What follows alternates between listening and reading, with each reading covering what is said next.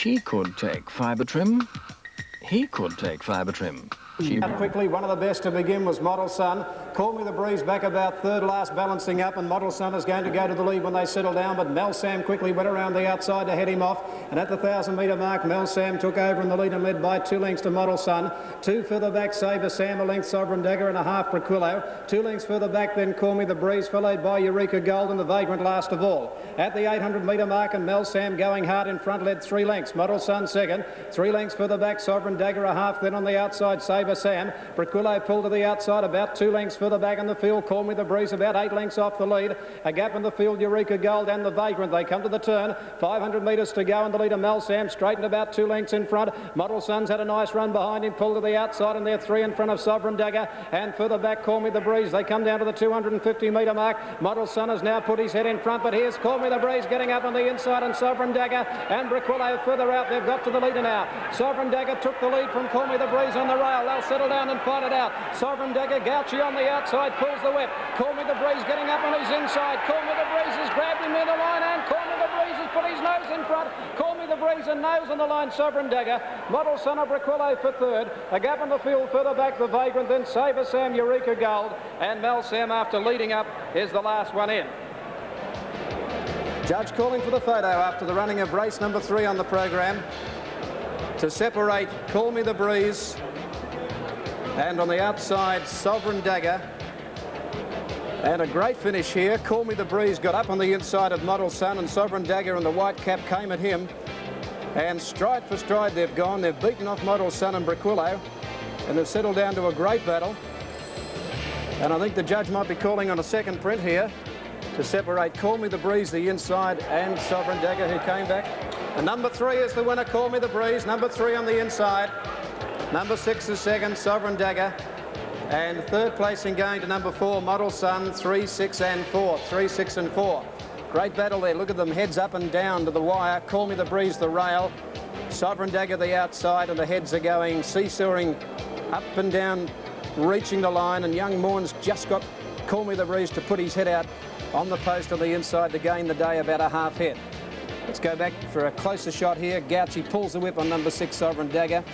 In the centre is Gary Willits riding hard on Noel Kelly's Model Sun, and there's Morn, Len Morn going for the run up on the fence. On the chestnut, Call Me the Breeze, and he pushes up on the inside. Sovereign Dagger still in front here. They're getting in with about 80 metres to go. A nice close shot there of Gauchi in full flight.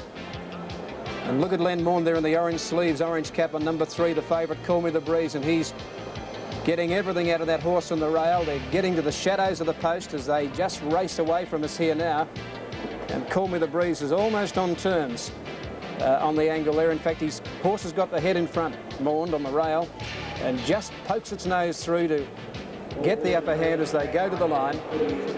And they hit the line there, and Call Me the Breeze has got through to win. Number 3, Call Me the Breeze, Al Morn first. Number 6, second, Sovereign Dagger, D. Gauchi. And third placing going to number 4, Model Sun, ridden by Gary Willits. The should pays a 1.15 and 60 for the favourite, the winner. Second, Sovereign Dagger to pay $1, and 4, Model Sun to pay 95 cents. Last stride victory. There'd only be about a half head at the very most, I'd venture to say, as they hit the line there. 1.15 and 60, $1 for second, and 95 for third, and the numbers 3, 6 and 4. Call Me the Breeze has had 2 runs in for the stable, for the Ron Morn stable, and is the winner. Number 3, Call Me the Breeze, the winner of race 3, by Big and Bold from Informed, PJ and PA Dodd, and DJ Barton of the connections. Ron Morn is the trainer, and Len Morn the winning rider of this Chestnut Gelding, the 4-year-old. Third run in from a spell. He's had 4 wins from 12 starts now, this fellow, Call Me the Breeze. And a last stride victory here in the time of 1:13.1. Have a Sovereign Dagger by Sovereign Slipper from Cloak and Dagger, and Model Sun by Jungle Boy from quartered third, 3, 6 and 4.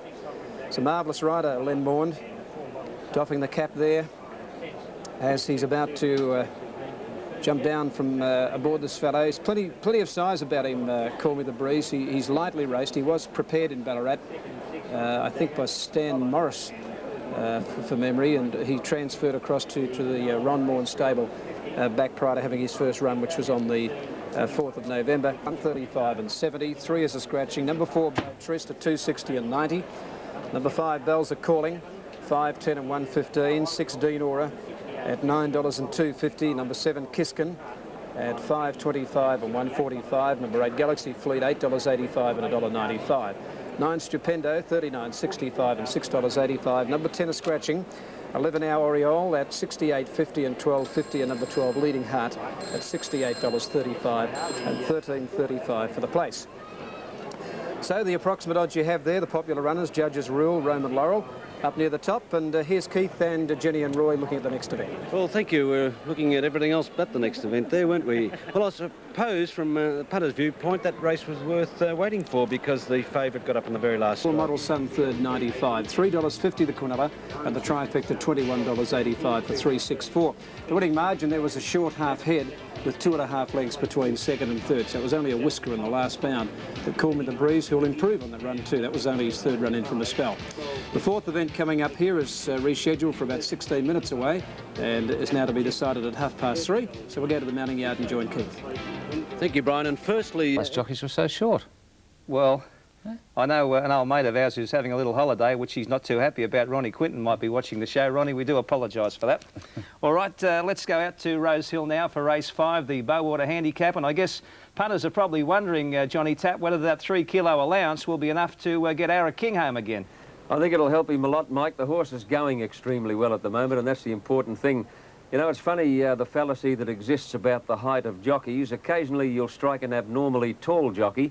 Recently at a social function in Armidale, I had the pleasure of interviewing on stage the one and only Leon Fox, a great country jockey who's won premiership after premiership in the north and northwest of the state. Now, Leon stands about 5'9". He's one of the tallest jockeys I've ever seen. And during the interview, I mentioned the fact that I'd never interviewed a taller jockey. And he very quickly quipped that he'd never been interviewed by a shorter racing commentator. I didn't quite know how to take it. Well, some of these horses have been around in everything but a washing machine. They've had a total of 452 starts, and they've won 69 races between them. The most prolific winner is Al Bungabi, who's won 16 races. Let's have a look at the win-tote call before they go here. And the fancied ones, Ara King 5-1, Fitzhugh 15-2, Lady Jordana 5-4, Jim Cassidy's mount. And we better leave it there because they're under starters' orders and about set to go in the Bowater Handicap. The flag's down and they're off and running, and they'll be in view in a moment. Bungabi is in front when they settle down from Ara King, but going very quickly out wide. Fitzhugh raced to the lead to the crossing at the 1800 mark. Beltola got to second, Kuala Bay third, followed by Kahana Bay. Ara King back about fifth when they get going. On the fence, Bungabi, Lady Jordana trapped 3 deep going to the first turn. 2.5 lengths away just for Tristram, followed by Lady of Ross, and Royal Desard dropped out to be last. To the back they run 1,500 metres out, and Fitzhugh put on the pace and he's dashed away. Opened up a lead of 5 lengths on Kahana Bay, 3/4 away. Beltola on the fence. The race is being run at a cracking pace. About 2 then to Ara King on the outside of Kuala Bay, followed by Lady Jordana. Bungabi 2.5 lengths away just for Tristram, 6 to Lady of Ross, and 2.5 to Royal Desard. 1,100 out, and Fitzhugh making every post a winner, is carving up the field at the moment, led by 4 lengths on Kahana Bay at the 1,000 mark, with Beltola third, Ara King fourth. He's in a nice spot, followed by Kuala Bay. Lady Jordana tracking Ara King. Then the grey Bungabi from just for Tristram. A good gap to Lady of Ross, and Royal Desard last, some 12 or 15 lengths off the lead. Inside the 800 mark, and Fitzhugh led by 3 on Kahana Bay, who's got the job of taking the field up to that leader. Beltola is moving up stylishly. Ara King going with him, is carded 3 deep as they near the turn. Kuala Bay ran into trouble there, and at the head of the others, Bungabi, who'll be forced pretty deep on the corner. Into the straight now, and it's Ara King, Lady Jordana wide out, and Beltola with the white blaze, and they come around the turn together. Beltola, Ara King and Lady Jordana straightened together. The grey Bungabi hooked out, putting in his run, and then Kuala Bay and just for Tristram, but coming to the 200, and Lady Jordana gave him the go-by and shot clear. Bungabi running into second place is trying hard to pick up the leader, and he's some hope too, the old boy. Bungabi going after Lady Jordana. Lady Jordana still in front. She's boring off the track. Oh, she hampered Bungabi. Lady Jordana kicked away again near the line, but there'll be a protest for sure. And Lady Jordana beat Bungabi. They got a mile ahead of the others. A photo for third, Ara King or Royal Desard. Then Beltola at the head of the others, Lady of Ross, followed by just for Tristram, Kuala Bay, and then Kahana Bay, and the early leader Fitzhugh fainted and finished at the tail of the field. Well, you saw with your own eyes a very, very severe interference. Lady Jordana started to shift her ground outwards, Cassidy was using the whip in his right hand. The mare was running away from it. Now, if you watch closely here, Cassidy put the whip away, tried to straighten her up, again goes for the whip. She shifted out very sharply, and Bungarby almost climbed onto her heels about 80 or 90 metres out. He got stopped dead in his tracks, the old horse, and that enables Lady Jordana to move away again in the last 50 metres and score clearly. Now, you've got to ask yourself, did the interference, or will the interference be serious enough to justify the winning margin? Because Lady Jordana has won very clearly at the finish, 1.5 lengths, 1.75 lengths, and in fact, I just have the feeling that Bungarby wasn't doing quite enough at the time of the interference. Anyway, there'll certainly be a protest. Let's watch it again here from a different angle. The old grey, I don't know, probably the fact that he was being balked and shepherded a bit didn't help his attitude, but I got the feeling he mightn't have been too genuine about the task, Bungarby, and once he got that check, he just dug in the toes and the mare was able to move away. Gee, it's a big margin. It's 2 lengths or more, 2.25 lengths probably, and that's the thing that stewards will take into account when working out the likelihood of this protest being upheld, and personally, I doubt if it would be. 5, 7 and 1.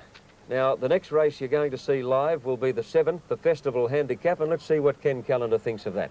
This year's Festival Handicap of 1,300 metres is probably the hardest sprint race to work out in Sydney this year. There's heaps of chances, and I'm not all that enthusiastic. Forced to have a pick, I'm going for the Tommy Smith trained Pico, TAB number 7. Now, over 1,300 metres, Pico needs a little bit of luck from 11 Alley. If he gets trapped out wide and does it hard, well, the race will be over by the time he makes the home turn. But he's got a top-line jockey in Mick Dittman to help him around the turn. I think if Pico gets one crack at them, he'll run over horses like Plum Shore. I'm tipping TAB number 7, Pico.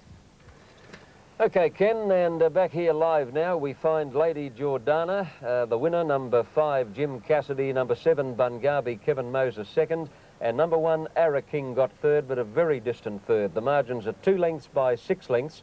The time is 2:2.2. Pretty big margin, isn't it? 2 lengths, and gee whiz, I think it'd be a fairly optimistic protest if and when they bung one in, and I'll be very surprised if they don't. All right, that's all we have from Rosehill at this stage. We'll see you live for race 7 at 4:30. And also a protest 4th against 3rd, alleging interference over the last 100. Let's go to Morphettville now. From over on the outside, Colourful Comment, Broadway Lil working between that horse and Game Romance. Shifty Sun going up to them now. Then further back came Tavern, Jim from Super Saddles, Magic Constev well back. Then Pamfield, a couple of lengths, Manora followed then by Just a Commoner. They're being ridden along, and 2.5 to Little Dav before the turn. Mahogany Row outside of Undisturbed, which looks to be going okay. Just in behind them, Broadway Lil, Game Romance. Broadway Lil with her ears scrubbed off. On the outside, Colourful Comment. They were followed further back in the field by Shifty Sun. Pamfield looking for a way through. Then Tavern, Jim followed by Super Saddles. Magic Constev out deep. Then further back, Little Dav. Manora is second last on straightening, but Mahogany Row got away. Dashed about 2 in front now. Broadway Lil after it. They were followed by Magic Constev to the outside, starting to put in good strides. Mahogany Row, though, is doing a good job with about 100 to go. Broadway Lil can't get him, neither can Magic Constev. Mahogany Row for the Bickies. Mahogany Row wins it well, 2.5 to Broadway Lil, 3.5 away Magic Constev. Pamfield a top run, 4th, thank you. Manora not a bad 5th either. They were followed by Undisturbed, they didn't go on. Super Saddles, Tavern, Jim, Just a Commoner, Game Romance, Colourful Comment, followed further back by Little Dav and Shifty Sun at the tail. Now the winner there, Mahogany Row, number 3, good winner, an easy winner there. Trained by Len Smith, ridden by Johnny O'Connor, 2nd placing to 2, Broadway Lil, and on the outside, number 6, Magic Constev will get up and get 3rd. 3, 2 and 6 the placings there on race 5 in Adelaide. Now Kiskin has been replated. It's heading down towards the stalls now at Galaxy Fleet, and the runner's being kept on the move over there. There's Roman Laurel, Dean Ora with the clag of the course. Field lines up. The starter has them now. There's the light. Off and racing this time. Leading Heart Stupendo slow to begin. Roman Laurel jumped out quickly, so did Judge's Rule with Bells Are Calling. Botress behind them with Kiskin. Galaxy Fleet and Dean Ora from our Oriole when they settle down, and Leading Heart last of all, but they're well bunched. Trying to sort themselves out now as they race up by the 1,000-metre mark. Judge's Rule just ahead of Bells Are Calling, and dropping back behind them there is Roman Laurel. Around the outside, Galaxy Fleet and also Kiskin. Nearly a line of 4 at the turn at the 850. Judge's Rule left in the lead. Led 3/4 now on the outside. Kiskin, Galaxy Fleet wide. out third. Back on the inside, Bells Are Calling. A length and a half, Roman Laurel handy, and they've got 2.5 to 3 in front of Dinora and Stupendo. Then Beau Trist with only 2 behind it. Our Oriole and Leading Heart last of all. Up near the turn, 500 metres to go. Judges Rule led by a neck to on the outside, Kiskin. Roman Laurel eases to the outside from Bells Are Calling, Galaxy Fleet, and they've got away from the others. 300 metres to go, and on the outside, Roman Laurel raced up to quickly grab the lead with 200 metres to go, and look them have them covered now from Kiskin. And on the inside, then further back is Judges Rule from Bells Are Calling, but Willits has gone for home, and this is safely home, I'd say. Roman Laurel exploded away, 4 lengths in front of Bells Are Calling. Beau Trist from a mile back running on, but Roman Laurel wins easily about 2.5 lengths. Beau Trist a great run second, 2 lengths, Bells Are Calling third. Fourth home is Kiskin Gap, then Dinora, then Judges Rule, Leading Heart, Galaxy Fleet, Our Oriole, and the grey is last of all, and that is Stupendo. Easy win to Roman Laurel there, number 2, ridden by Gary Willits, number 2. Roman Laurel the winner. Had a nice run behind them, and Gary put the issue quickly beyond doubt as he races away on this fellow. Roman Laurel set for a big win. Beau Trist about third last of the 600-metre mark. Look at the rate he's getting home on the outside to get up and get second, and Bells Are Calling, number 5, has got third. But Roman Laurel has broken a long run of outs for Gary Willits this afternoon, always in the box seat and too good. Good type of horse on his day by Twig Moss from Maluna's Gem. It's his 10th start today and his second win, but he can gallop. And Willits quickly got the break. He had the leaders well and truly covered. We'll see Beau Trist get home hard, but the post loomed too close, and Roman Laurel is the winner. Numbers are 2, 4 and 5. 2, 4 and 5. Number 2, Roman Laurel first. 4, Beau Trist is second. And 5, Bells Are Calling third. 2, 4 and 5 after the running of race number 4 here at Sandown. And the winner to pay on the totalisator $1.45 and 70. He was the popular runner as he strides away for a good win. Beau Trist 75, looking for a bit further, something to bet on next start for sure, Beau Trist. And Bells Are Calling $1.55. 2, 4 and 5 after the running of race 4. Now there he is, Roman Laurel and Gary Willits. So it's been an eventful day for Gary, one he won't forget, and $1.50 is the total return. There, 70 a place. Beau Trist going to make a real stay of Beau Trist. He got home very hard from a long way back, and Bells Are Calling third. Judges Rule racing up near the lead, but the first one beaten when the pressure was right on. And the winner by Twig Moss, trained by Jim Kennedy at Caulfield, and always raced just off the pace to be too good for them in the time of 1:14. Shortly, and of course Capstan Bay is going to be well in the market. He's a horse that raced very well last start. The runner's about to return now to the mounting yard. And Gary, I'm sure, happy to find the winning post there on Roman Laurel. Having a chat with a few of the boys. Norm Weymouth there and Bells Are Calling in the pink sleeves, but Roman Laurel just running right up to that good second, as I mentioned, behind Archer Victory. Tamar Moon and Parsifal were quite close to that horse at the last meeting here on the 22nd of November. And here are the runners coming back. The winner, number 2, Roman Laurel, ridden by Gary Willits, breaks a run of outs for Gary this afternoon. Is by Twig Moss from Maluna's Gem, raced by M.T. Brown and Mestom's M.M. Davies, M.A. Bell, V.M. Davidson and C.F. Madden. Jim Kennedy at Caulfield, the trainer. Gary Willits, the winning rider. A bay gelding, a 3-year-old, Roman Laurel. Second placing going to number 4, Beau Trist by Sir Tristram from Beauty Secret. Number 5, Bells Are Calling by So Called from Cortesma third. 2, 4 and 5 after the running of race number 4. We'll have a look at the odds now for race number 5 here at Sandown. Here they are. Capstan Bay, number 1, 2.15, and for the place 90. Number 2, Imperial Regina at $3.80 and 160. 3, Admiral Boy, 4.55, 185. 4, Salai. That's the brother to Hay-Eye. Salai, number 4, first past the post of the Bendigo Cup, but lost it on protest. 4.25 and 195. 5, Dithyrus, 29.97, 15. 6, Live Albert, 5.85, 140. 7, Mystic Monarch, 5.20 and 165. 8, Apricot Colonel, only $2.60 and 75. 9, Lafran, $10 and 265. 10, Red Bow, 4.10 and 95. Over the page, 11, Blazing Profile, 29.65, 8.10. 12 is out, and 13, Camden Briar was 56.40 and $11.80. And the win holdings 95,200. The place 61,050 cents. So that's the way the tote will open up for the next event, which has been rescheduled now, the regular handicap race 5 now for 4 p.m. An eventful day out here at Sandown, but we look as though we're back spot on now. Gary, well, it's good to see you back at the winner's circle. Let's go and join the boys, Keith Hillier and, of course, Roy Higgins down there in the mounting yard. Well, the boys and the girl, Jenny Chapman, of course. Jen, your thoughts on race 5? Keith, I like number 3, Admiral Boy, in this. He does love a really hard track, and that's what he's got here today. Greg Hall aboard, and he's coming into form. I think he'll go well. It was a good run at Bendigo last start.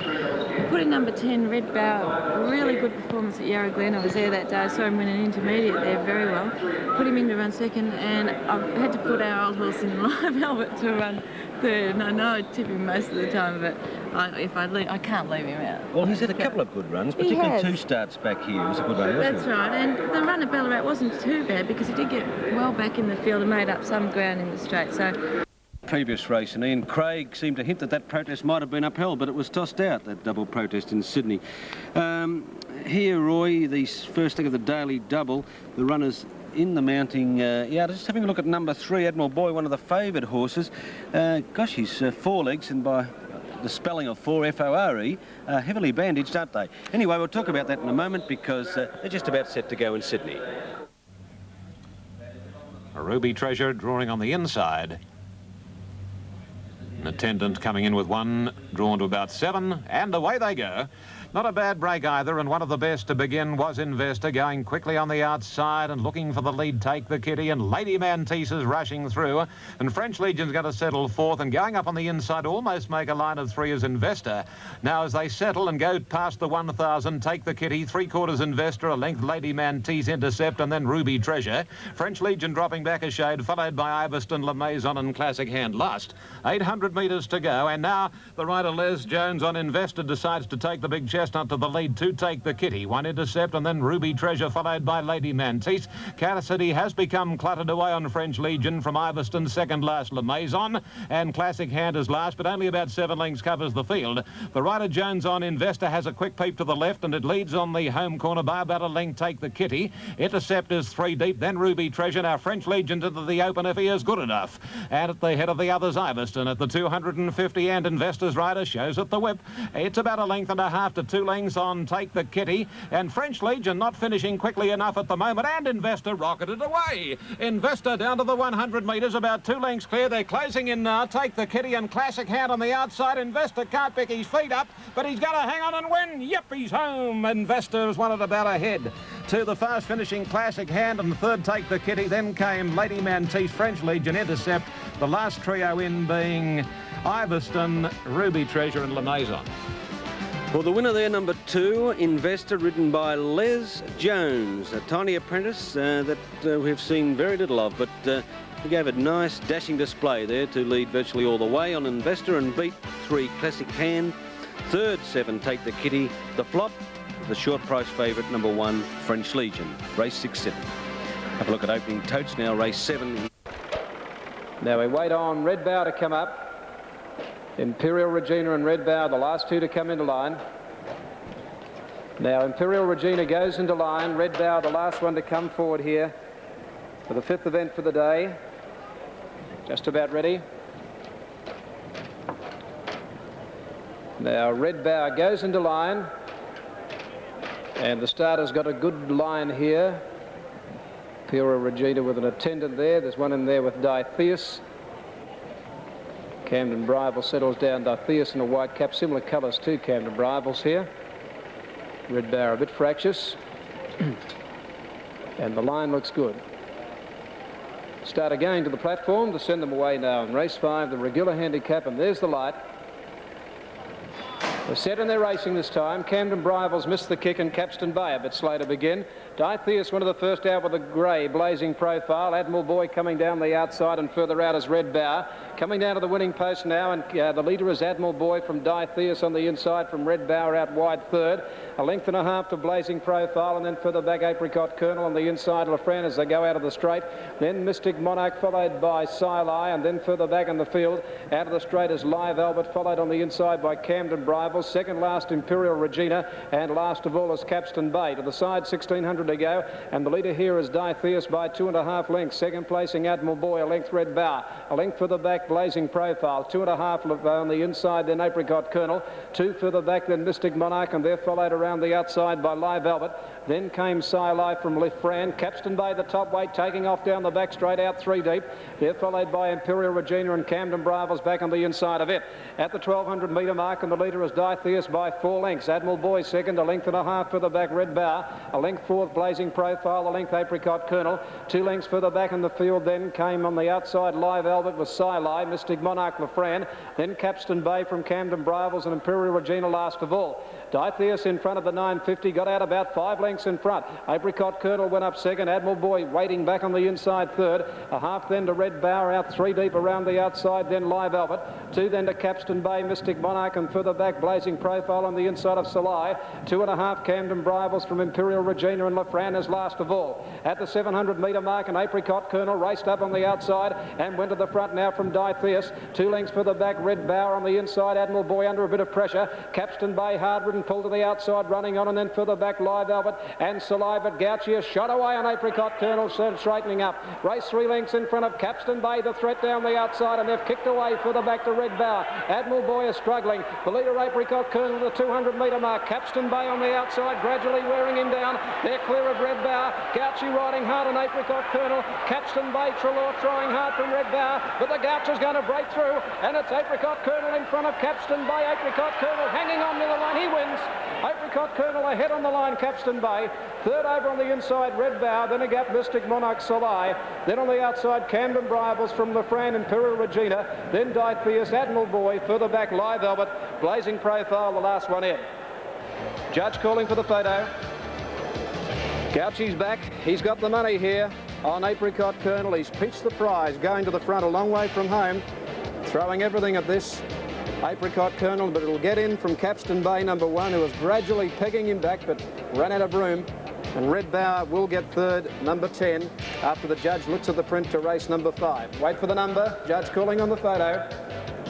Number 8, the winner, Apricot Colonel. Number 8, D. Gouchy had ridden 4 seconds coming into the race, ladies and gentlemen. He's found the winner's circle there on Apricot Colonel, just getting home from Capstan Bay, number 1. Number 10 is third, Red Bower. The numbers are 8, 1 and 10. 8, 1 and 10. Daring ride, Darren. Daring ride there. Apricot Colonel going to the lead a long way from home in the uphill run here at Sandown, and Capstan Bay, Trelaw throwing everything at it when they turned for home. Spotted the leader a good break.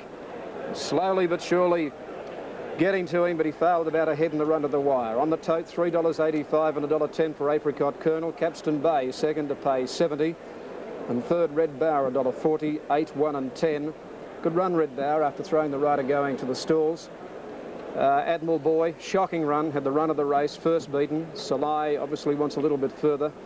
Lafran did nothing. Mystic Monarch, Imperial Regina likewise, but Gouchy summed the situation up when Dithyrus tried to sneak away. Whipped around them at the 600 metre mark and got to the front, and he got that break. He obviously knew Capstan Bay would be coming pretty hard, and he's thrown everything at this horse.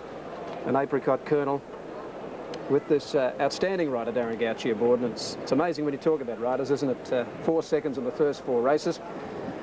I suppose it's made him keener than mustard by the time he went out there to ride Apricot Colonel, and he's punched the winner home after getting that break on the home turn. Number 8, the winner, Apricot Colonel. Second placing to 1, Capstan Bay, and third placing to number 10, Red Bower. 8, 1 and 10. Fourth in is number 7, Mystic Monarch. And the winner, Apricot Colonel, ridden by Darren Gouchy after 4 seconds in the first 4 races, ladies and gentlemen. A daring ride, dashing away on the home turn and just getting home from Capstan Bay.